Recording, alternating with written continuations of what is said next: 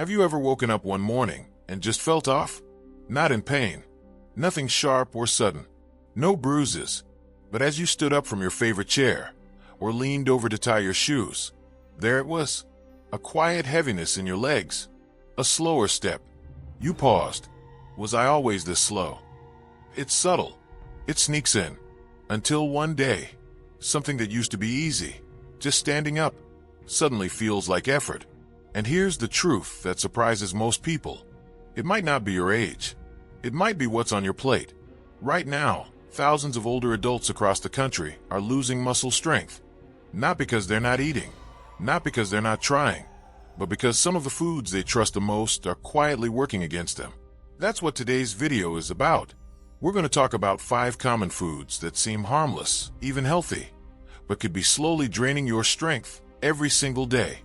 And more importantly, we'll look at what you can do instead to regain energy, stability, and the freedom to move confidently through your day. Let me tell you about Walter. He's 76 years old, lives just outside Cincinnati. For years, his morning looked the same. 2 slices of white toast, a glass of orange juice, and a few pieces of deli ham. It's what I've always had, he said. Quick, easy, and I thought balanced. But then came the small signs. He started having trouble getting out of bed in the morning. His legs felt weaker. His back got tired faster. Simple errands wore him out. And the worst part? Nothing really hurt, but something was clearly changing. Doctors didn't find anything wrong. But one day, his daughter, who's a dietitian, looked at his plate and gently said, "Dad, maybe it's not about eating less or moving more. Maybe it's about eating smarter." So Walter made a few changes. He swapped his white bread for sprouted grain, replaced the orange juice with water and lemon, cut back on the deli meats, and started cooking simple chicken and eggs instead. 3 months later, his voice had more life in it. His steps were steadier. He said, "I don't feel like I'm in my 30s again, but I finally feel like me." So let me ask you, do you feel like yourself lately? Are everyday tasks getting harder, even though nothing obvious is wrong? Because what you'll discover in this video might just shift your path back towards strength. We'll explore 5 everyday foods that may be chipping away at your muscles, and the simple, delicious swaps that can help rebuild them. You don't need to overhaul your whole life. Just one small shift at a time. Let's start with something that's probably sitting on your kitchen counter right now. It's soft, it's familiar, and it might be quietly stealing your strength. Let's talk about white bread. At first, Evelyn thought she was just having a slow morning. She was 74 and still fairly active, went on short walks, tended her garden, even babysat her grandkids on the weekends. But that particular morning, something felt different. As she reached down to put on her socks, she noticed her balance was off. Her legs felt heavier than usual. Not painful, not even sore, just not quite there. Later that week, she struggled to lift a bag of groceries she had no trouble with before. Then came the hesitation. Standing up from the couch took longer. Climbing the stairs felt like a small mountain. At first, she laughed it off. Just one of those days, she said. But those days started happening more often. And like many people over 70, Evelyn was facing something she had never even heard of: sarcopenia. Sarcopenia isn't a headline disease. It doesn't come with a diagnosis date or a prescription. It creeps in quietly. It's the natural loss of muscle mass and strength that happens as we age.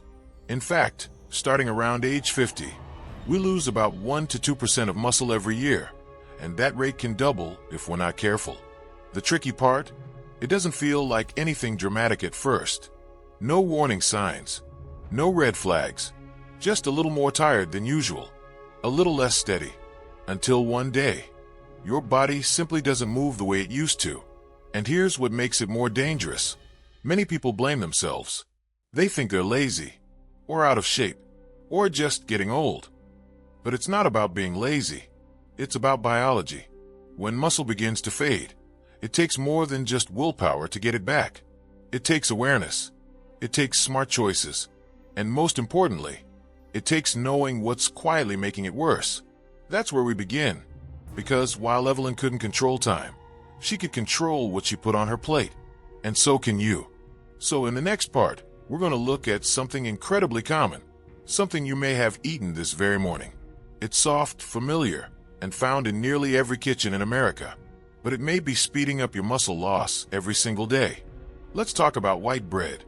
Every morning, around 7:30, Harold would sit by the window with his routine breakfast: 2 slices of warm white toast, a little butter, and a cup of coffee. It's simple, he'd say, and it fills me up. But over time, he started noticing little things. Carrying a bag of groceries from the car felt heavier. Getting up off the floor after playing with his great-granddaughter took more effort. He'd assumed it was just age, until his daughter, retired nurse, took a look at his diet. "Dad," she said gently, "white bread isn't doing you any favors." It seems harmless, right? Soft, comforting, and everywhere. But here's the truth. White bread is what we call empty fuel. It gives your body calories, but not the kind that build strength. White bread and other foods made from refined flour like crackers, pastries, and pasta has been stripped of most of its fiber, vitamins, and minerals during processing. What's left? Starch, fast-absorbing carbohydrates. These turn into sugar in your bloodstream almost immediately after you eat them. So what happens next? Your blood sugar spikes. Your body releases insulin to bring it back down. But over time, this spike and crash cycle creates something dangerous: chronic, low-level inflammation. Inflammation acts like rust on your muscles. It doesn't just make you feel sluggish. It actually breaks down muscle fibers, weakens recovery, and makes it harder for your body to use the protein you do eat. Even worse, these refined carbs make you feel full, while starving your body of the nutrients it actually needs. You're not feeding your muscles, you're feeding fat. Harold's story is more common than most people realize. He wasn't overeating, he wasn't inactive, but that white toast, day after day, was quietly weakening his legs and slowing his steps. The good news? Small changes make a big difference. Harold swapped his white bread for 100% whole grain, then started experimenting with sprouted grain bread and oat-based toast. He added a slice of avocado and a boiled egg. Within a month, his blood sugar steadied, and so did his energy. He even started walking longer without that nagging fatigue in his calves. The lesson is simple. It's not just what fills your stomach, it's what fuels your muscles. And real strength starts with real food. So if you've been starting your day with soft, refined bread, this might be the sign you've been waiting for. But bread isn't the only morning habit to watch. There's another healthy item that so many of us drink without question. It looks bright, it tastes refreshing, and it's been a breakfast staple for generations. But it may be one of the fastest ways to drain your muscle strength. Let's talk about orange juice. For years, Margaret started her day the same way. She'd walk into the kitchen, open the refrigerator, and pour herself a tall glass of orange juice. Bright, cold, sweet. It feels like sunshine in a glass, she used to say. And to be fair, that's what most of us were told growing up. Orange juice is healthy. It's full of vitamin C. It boosts your immune system. But what Margaret didn't know, and what many older adults are never told, is that fruit juice, especially first thing in the morning, can set off a storm inside your body. Here's why. When you eat a whole orange, you get more than just sweetness. You get fiber, that natural barrier that slows down how fast your body absorbs sugar. You chew, you digest gradually, your blood sugar rises gently. But when you drink juice, you skip the fiber, and instead, you flood your system with fructose, a type of sugar that hits fast and hard. What happens next is something Margaret couldn't see, but started to feel. Her blood sugar spiked rapidly. Then came the insulin surge, trying to bring it down, followed by a crash, fatigue, brain fog, and that strange heaviness in her legs. Over time, this daily roller coaster began wearing down her muscles. Her body was using so much energy just trying to manage the sugar spikes. It had nothing left for repair and growth. And because fructose is processed in the liver, any excess was quietly turning into fat, especially around the belly and in the liver itself, contributing to something called non-alcoholic fatty liver disease, which is more common in people over 65 than many realize. And here's a hidden danger most people never hear about. Fructose doesn't tell your brain you're full. So Margaret would drink her juice, feel satisfied for a few minutes, and then the hunger returned. She'd grab a muffin or a slice of toast, and the cycle would continue. It wasn't until her doctor mentioned rising liver enzymes that Margaret started asking questions. A dietitian suggested she switch to whole fruits, not juice, and get creative with smoothies instead. Now, instead of juice, she blends a small orange with spinach, chia seeds, and frozen berries. It's slower to digest, it's packed with fiber, and it actually fuels her body without the crash. The lesson here is clear. Just because it comes from fruit doesn't mean it's healthy.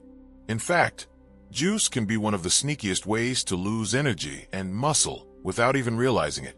So next time you reach for that bottle in the fridge, pause for a moment and ask, am I feeding my strength or feeding the sugar? But juice isn't the only trap hiding in your fridge. There's something else millions of older adults reach for when they don't feel like cooking. Something salty, savory, and convenient. It promises protein, but delivers something far more harmful. Let's talk about processed meats. George always thought he was doing the right thing. He was 79, still sharp, and doing his best to eat more protein. I know I needed to stay strong, he'd say, patting his thigh with a smile. So in the mornings, he'd have a couple slices of ham with his eggs. For lunch, maybe some turkey cold cuts on toast. And in the evening, a little bacon with his baked potato. It was easy, tasty, and he figured, hey, it's still protein, right? But over time, something changed. George noticed his legs didn't feel as sturdy on walks. His arms got tired folding laundry, and then came the back pain. Subtle at first, but persistent. When his daughter took a closer look at his meals, she gently said, Dad, those deli meats might be hurting more than helping. Because while processed meats, like ham, bacon, sausages, salami, and cold cuts, do contain protein, they come with a dangerous cost. To keep them looking fresh and tasting good, manufacturers add chemical preservatives like nitrites and nitrates. But inside your body, those compounds create oxidative stress, a kind of cellular damage that breaks down tissues, including muscle fibers. And that's not all. Processed meats are often loaded with sodium, which pulls water from your body and can leave your muscles dry, tight, and prone to cramping. They're also high in saturated fats, and in some cheaper versions, even trans fats, the kind that clog blood vessels and reduce circulation to your muscles. Less blood flow means less oxygen. Less oxygen means faster fatigue. That's why George started feeling out of breath going up the stairs. His muscles weren't being fed. And here's something few people realize. While these meats technically have protein, it's often low-quality protein, diluted with starches, fillers, or preservatives that interfere with your body's ability to absorb the amino acids properly. When George swapped out his usual sandwich meat for grilled chicken, boiled eggs, and the occasional can of wild-caught salmon, his energy began to come back. The soreness eased. His steps felt firmer. And maybe best of all, he started sleeping better because his body wasn't fighting off inflammation all night long. So what can you do? Start simple. Instead of cold cuts, try baking a chicken breast and slicing it for the week. Use hard-boiled eggs, beans, or hummus as sandwich fillings. Add fatty fish like salmon or sardines to your meals. They're not only high in protein but packed with omega-3s, which actually help reduce inflammation and protect your muscles. And if you're vegetarian or plant-focused, try lentils, chickpeas, nuts, seeds, and tofu. When combined thoughtfully, these foods give you all the amino acids your muscles need, without the harmful additives. The lesson: not all protein is created equal, and sometimes the foods that promise strength deliver the exact opposite. But protein isn't the only place we go wrong. In fact, there's one food that's widely considered a superfood. It's green, it's vibrant, and it's often packed into health smoothies and salads. But when eaten the wrong way, it could actually be weakening your body day by day. Let's talk about spinach. When Linda turned 75, she made a promise to herself. I'm going to eat healthier. No more excuses. So every morning, she blended up a green smoothie, spinach, banana, almond milk, maybe some flaxseed. It felt good. It felt clean, and she believed, like so many of us do, that spinach equals strength. But after a few months, she started feeling off. Her legs cramped more often. Her energy dipped midday. And strangely, her doctor told her she might be forming kidney stones, something she'd never dealt with before. "I thought I was doing everything right," she said. "Spinach is good for you, right?" Yes and no. Spinach is full of nutrients: iron, calcium, magnesium, vitamin K, antioxidants. But it also contains something that many people don't know about: oxalic acid. Oxalic acid, or oxalate, is a natural compound found in certain leafy greens. The problem? It binds to minerals like calcium and magnesium inside your gut, making them nearly impossible for your body to absorb. So even though Linda was eating plenty of healthy foods, her body couldn't hold onto the nutrients. They were passing right through her system, unused. And those are the very minerals your muscles rely on for contraction, balance, and recovery. Over time, this can lead to more cramps, faster fatigue, and even a higher risk of falls. And when too much oxalate builds up in the body, it can form crystals, leading to those painful kidney stones that Linda was warned about. But there's another layer. Oxalates don't just block minerals. They can also interfere with ATP production, the cellular energy your muscles use to move. So even light activities can start to feel like hard work. And here's the kicker. Most people trying to eat healthy are eating spinach raw, in smoothies, salads, or wraps every single day. The good news? You don't need to give it up, but you do need to prepare it smarter. Cooking spinach, lightly steaming or boiling, can reduce its oxalate content by up to 40%.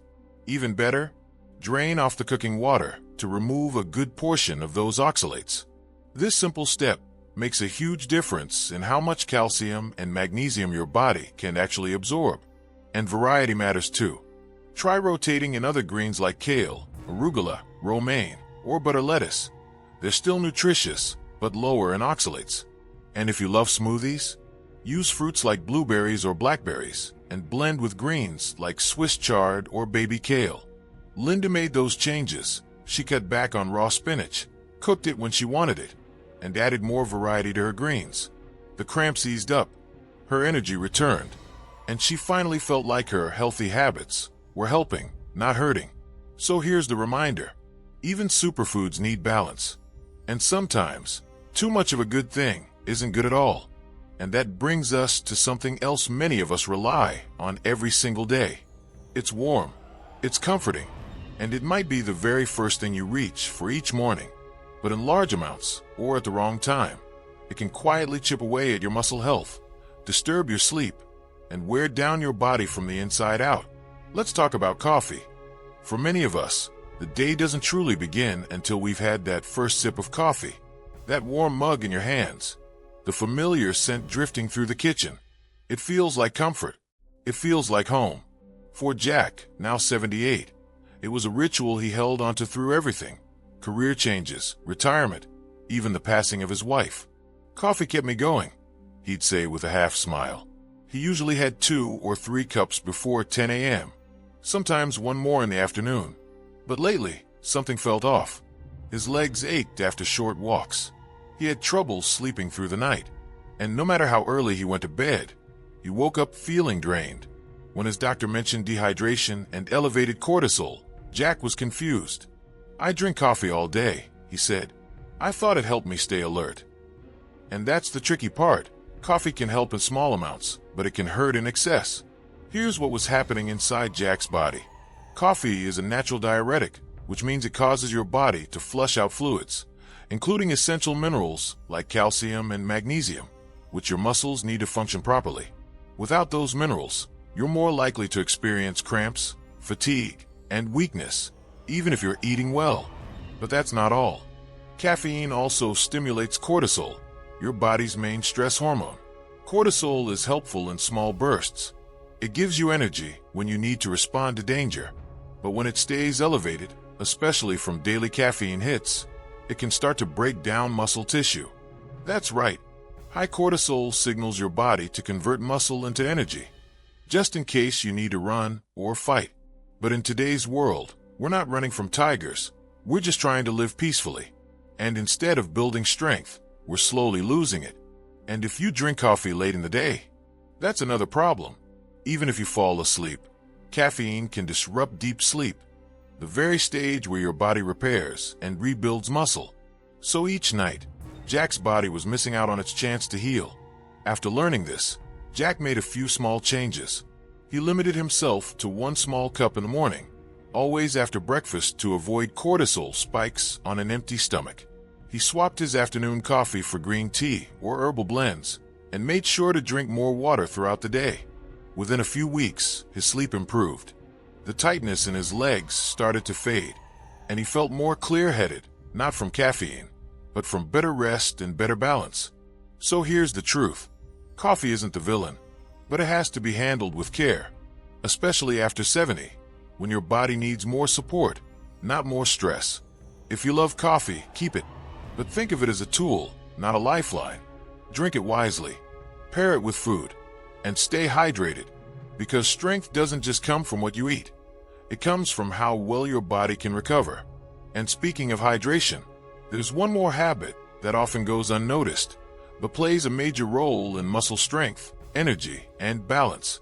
Most people don't even realize they're doing it wrong until they feel dizzy, crampy, or weak. Let's talk about water and the silent dangers of being underhydrated. Every afternoon around 3 o'clock, Marie would sit on her porch with a crossword puzzle and a small glass of iced tea. She liked the peace, the quiet, the routine. But lately, she found herself feeling more tired than usual. Her calves ached at night, her hands cramped while peeling vegetables, and sometimes, when she stood up too quickly, the world spun just enough to make her grab the armrest for balance.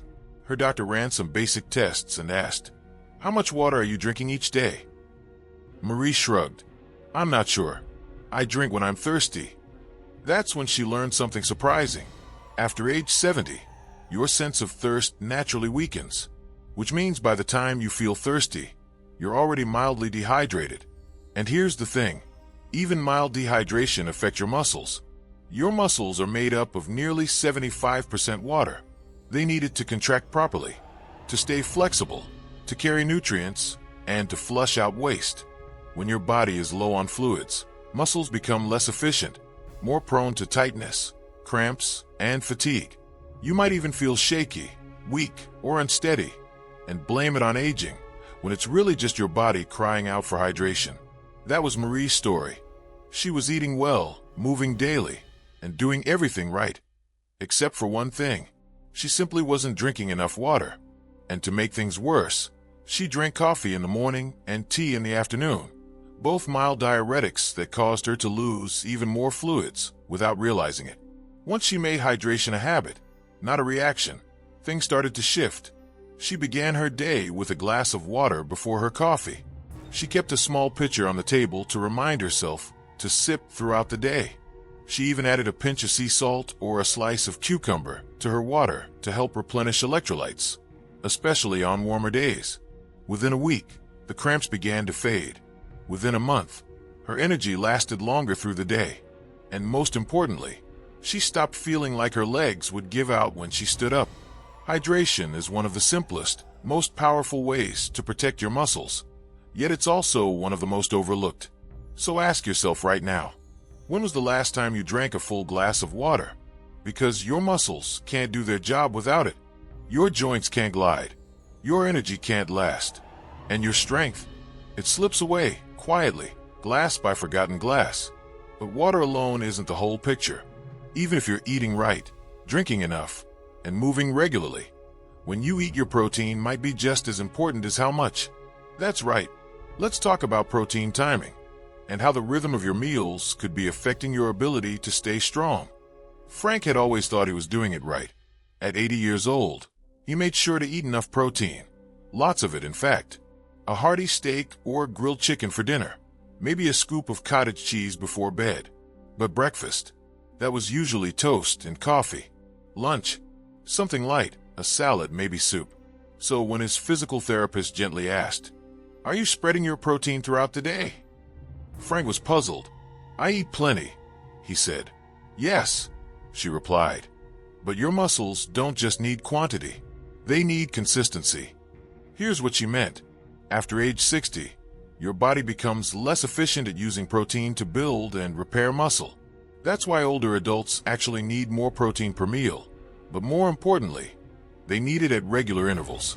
Frank was getting most of his protein at night, when his muscles were least active. Meanwhile, all morning and afternoon, when his body needed energy for walking, climbing stairs, and staying steady, his muscles were running on empty. This is where protein timing becomes critical. To support muscle health, research suggests aiming for around 25 to 30 grams of protein per meal, evenly spaced throughout the day. That means your breakfast, lunch, and dinner should each have a solid protein source, not just one big meal. Once Frank started making those changes, he felt the difference.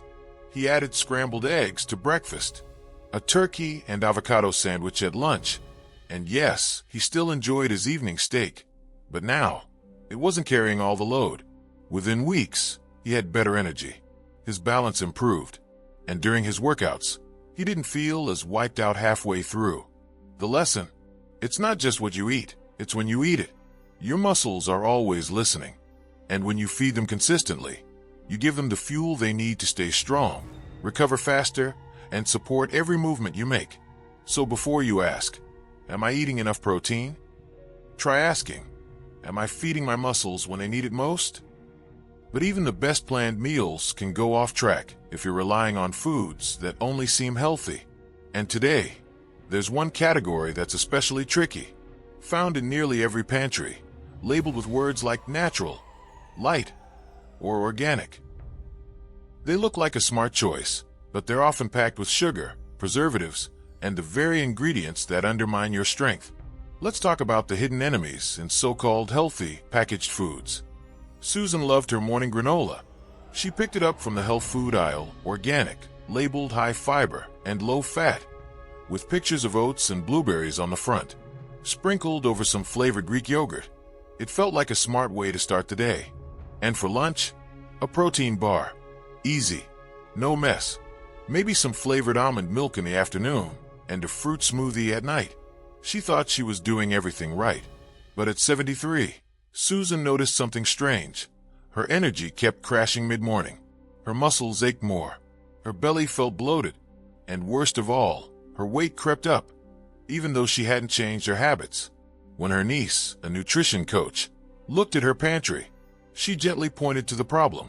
These are marketed as healthy, Aunt Susan, but they're hiding things your muscles don't like. Granola, protein bars, flavored yogurts, even all-natural drinks and soups. So many packaged foods, even those found in the so-called health aisles, are packed with added sugars, inflammatory oils like canola or sunflower, preservatives and fillers, and hidden sodium levels that dry out your muscles and raise blood pressure. What's worse, many of them lack real protein or contain it in a form your body can't fully use. That healthy protein bar, it may have as much sugar as a candy bar, and the protein might come from soy isolates or additives your body struggles to process. That flavored yogurt, often full of sweeteners and gums that bloat the gut and block nutrient absorption. Susan made small changes. She swapped store-bought granola for homemade oats toasted with nuts and cinnamon. She replaced protein bars with boiled eggs or a handful of almonds and a piece of fruit. Instead of sweetened yogurts, she went with plain Greek yogurt and real berries. No more mystery ingredients. No more health halo products. Within a month, her bloating eased. Her energy returned. And best of all, her muscle tone started improving again. The truth is this: if the label is full of words you can't pronounce, your muscles probably can't use it. Real strength comes from real food. And while there's nothing wrong with convenience, it should never come at the cost of clarity. So read the labels, look beyond the buzzwords, and trust the food that looks like it came from the earth, not a laboratory. Now that you know which foods may be quietly draining your strength, it's time to pull everything together. Because no matter where you are today, whether you feel strong or struggling, your muscles haven't given up on you. And with just a few smart changes, you can help them bounce back, step by step, meal by meal. Let's talk about how your strength can return at any age. Maybe you felt it, a little slower getting up from the couch, a little wobble when you climb the stairs, a quiet fear that your strength is slipping and there's nothing you can do about it. But here's the truth, and I want you to really hear this. It's not too late. Not at 70, not at 75, not even at 85.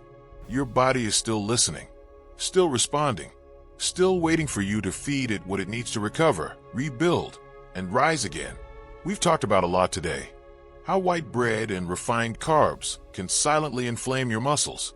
Why fruit juice isn't the healthy habit we once believed. How processed meats can trick you with protein while fueling inflammation.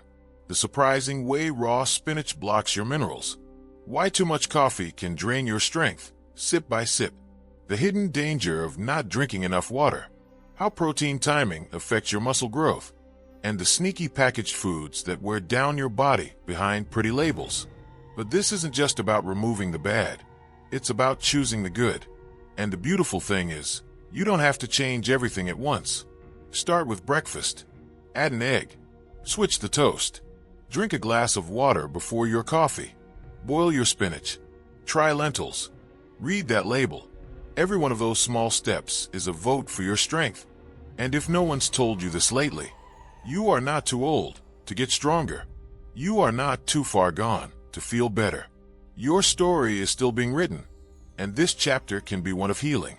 Just like Frank, just like Linda, just like Walter. They didn't run marathons or go on crash diets. They just made a few better choices. And with those choices came better mornings, better balance, and a renewed sense of independence. So now I'll ask you, what's one thing you're going to change today? What food will you swap? What habit will you try differently? Let me know in the comments below. I'd love to hear your journey. And if this video spoke to you, if it gave you something to think about, something to hope for, please give it a thumbs up, share it with someone you care about, and subscribe to the channel. Because every week, we bring you real, science-backed, heart-centered advice for living strong, aging well, and staying independent, one day at a time. This isn't just about avoiding weakness. It's about embracing strength. And you still have more in you than you realize. So let's keep going together.